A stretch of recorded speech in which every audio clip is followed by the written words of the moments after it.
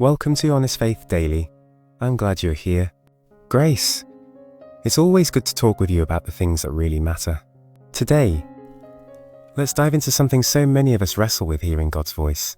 Oh, James, I'm so glad we're talking about this. I've been struggling with this a lot lately. I pray, I read my Bible, but sometimes it feels like God is silent. How do I know if He's speaking to me? That's such an honest question, Grace. And you're not alone in feeling that way. Hearing God's voice isn't always like hearing a booming sound from heaven. Sometimes it's quieter, more subtle but no less real. But that's what confuses me. How do I tell the difference between God's voice and my own thoughts? Or worse, what if I'm just imagining things? I hear you. It can feel overwhelming to discern what's from God. But let's start with what Scripture says. In John 10:27, Jesus says, "My sheep hear my voice and I know them and they follow me." That's a promise, Grace. If you're in Christ, you can hear His voice. Okay, but what does that actually look like in real life? I don't hear literal words, and sometimes I wonder if I'm missing something. That's a great point. God speaks in different ways, and it's not always audible. One of the primary ways He speaks is through His Word. When you read Scripture, the Holy Spirit can make a verse come alive. It's like it speaks directly to your situation. I've had moments like that, like when I'm reading, and a verse just hits me. But is that really God speaking? Or am I just connecting the dots? That's a beautiful way to describe it, and I'd say that's exactly how God often works.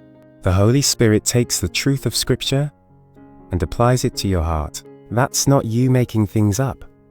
That's God speaking through His Word. Okay, that makes sense. But what about when I'm not reading the Bible? Like when I'm trying to make a big decision, how do I hear God then?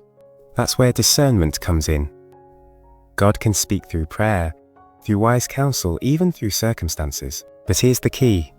His voice always aligns with His Word. If what you're sensing contradicts Scripture, it's not from God. So I need to know the Bible better to hear Him better? Exactly. The more you know God's Word, the more you recognize His voice. It's like knowing a friend so well. You can tell it's them just by how they phrase things. I like that. But sometimes I pray and still feel stuck, like I'm waiting for a clear answer, but nothing comes. I've been there too. Silence doesn't mean God's absent. Sometimes He's teaching us to trust Him in the waiting. Think of Elijah in 1 Kings 19.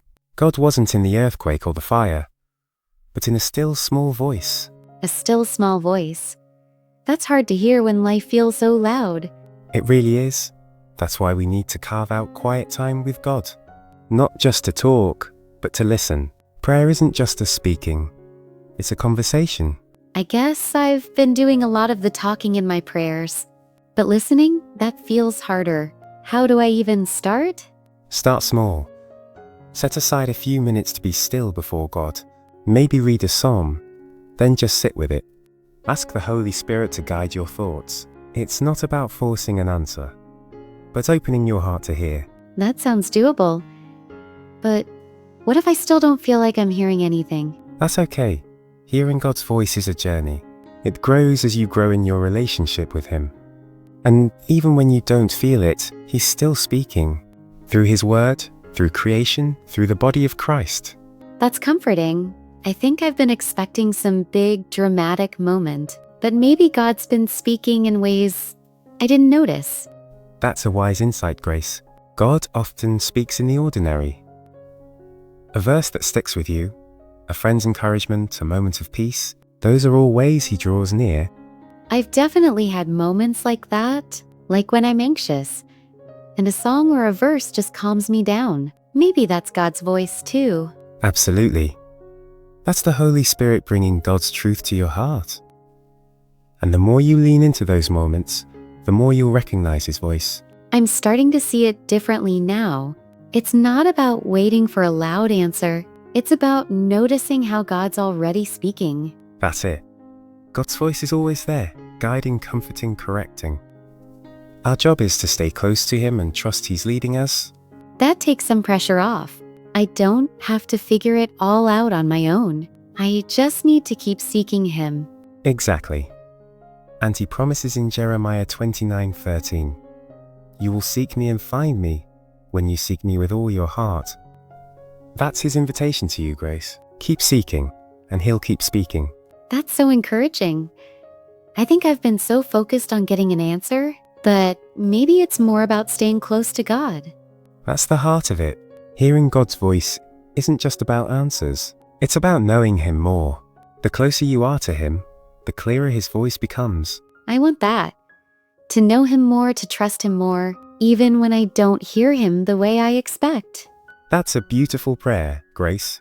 And God hears that desire in your heart. He's already working in you, drawing you closer. Thanks, James. This makes me feel less alone in this. Like I can keep going even when it's hard. You're never alone.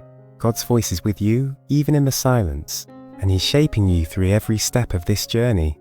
That's what I needed to hear. I'm going to try to listen more, not just for answers, but for Him. That's the way, Grace. And as you do, you'll find His voice is closer than you think.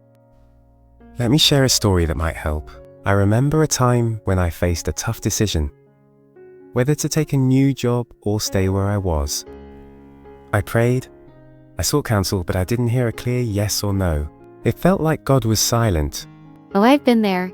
What did you do? I kept praying, kept reading scripture. One day, I read Psalm 37:4. "Delight yourself in the Lord, and He will give you the desires of your heart." It wasn't a direct answer, but it shifted my focus. It reminded me to seek God first, not just the answer. Over time, my heart aligned with His will and the decision became clear. That's powerful. It's like God was speaking, but not in the way you expected. Exactly. Sometimes His voice redirects our hearts before it directs our steps. That makes me think of my kids. Sometimes I'm so caught up in parenting decisions, like which school is best for them. I pray, but I don't always get a clear answer. It's exhausting, feeling like I have to figure it out alone. I hear that, Grace. Parenting is such a sacred responsibility, but God's voice is there, even in those moments. He might not give you a neon sign, but He gives wisdom. James 1:5 says, "If any of you lacks wisdom, let him ask God, who gives generously to all without reproach, and it will be given him." That's a promise for every decision, big or small. That's so reassuring. I forget I can ask for wisdom, not just answers. But how do I know if the wisdom I'm sensing is from God? That's where community comes in. Talk to godly friends, your spouse, your pastor. God often speaks through His people, confirming His guidance, and always test it against Scripture. I've seen that happen, like when my friend prayed with me over a decision. Her words felt like they came straight from God. That's beautiful.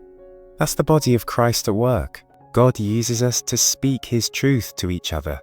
It's amazing to think God's voice can come through so many ways. Not just in my quiet time, but through others too. Yes, and even through creation. Romans 1:20 says God's invisible attributes, namely His eternal power and divine nature, have been clearly perceived ever since the creation of the world in the things that have been made. A sunset, a child's laughter, those can point you to His presence. That's so true. Sometimes when I'm overwhelmed, I take my kids outside. Watching them play, feeling the breeze, it calms me. Maybe that's God reminding me He's there. I believe it is. Those moments of peace are His gentle whisper. They remind us He's bigger than our worries. I need to pay attention to those moments more. It's easy to miss them when I'm stressed. We all do, Grace. That's why Jesus says in Matthew 11:28, "Come to me, all who labor and are heavy laden, and I will give you rest." He's always inviting us to pause and listen. That verse always feels like a hug from God. Like He knows exactly what I need. He does.